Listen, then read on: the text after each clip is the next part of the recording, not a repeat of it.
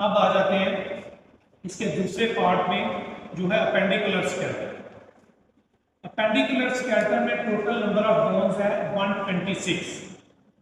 126 को आप डिवाइड करते हैं मुख्तलिफ हिस्सों में। ये बाजू और टांगों की जो हड्डी है, एक बाजू में टोटल 3 हड्डियां हैं, ये ऊपर एक और यहाँ पे नीचे 2 हड्डियां होती हैं, 3 हो गई। अब हाथ में आगे 27 हड्डियां हैं। 27 बोन्स को कैसे पूरी होगी? ये जो कलाई है ना, इसमें 8 बोन्स हैं।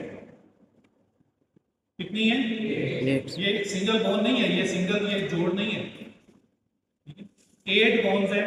और ये आपकी 5 ये वाली होगी, 13 होगी। और ये ऊपर वाली फेलिंजेस ये 14 है। 13 और 14 27 हो गई ना, ठीक है। तो 27 ये हाथ की बोन है और 3 ये हो गई, 30 हो गई पूरी।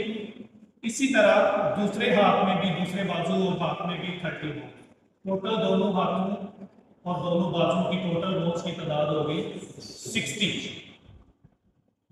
इसी तरह टांग में भी आ जाते हैं। टांग में भी ऊपर एक हड्डी है, थाई बोन इसको कहा जाता है, रान की हड्डी, और ये जिस्म में पाई जाने वाली सबसे बड़ी हड्डी है। अगर आपका क्वेश्चन आए ना कि longest bone of the body कौन सी है, तो ये थाई बोन है।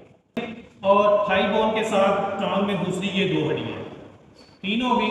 सेम केस इस जगह पे, जिस तरह कलाई में 8 थी ना, पांव के भी इस जगह पे 8 हड्डियां।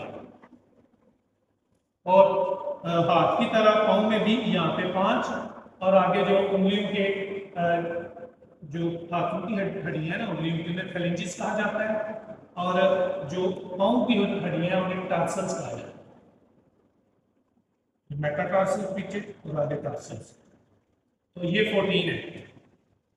14 + 5 + 8 27। तो 27 के बाद ये 3 ये वाली होगी 30 इसमें 60 ऊपर वाले दोनों में 120। अब आ जाते हैं पेक्टोरल गर्डल। पेक्टोरल गर्डल ये कंधे का हिस्सा जो है, इसमें 4 हड्डियां, 2 ये वाली, 2 ये और 2 ये पीछे, 4 होगी। पेक्टोरल गर्डल की 4 बोन्स और पेल्विक गर्डल की 2। 120 हमने बाजू और टांगों में काउंट की थी, और ये 6 ये वाली होगी 126। 80 बोन जो है वो एक्सियल स्केलेटन की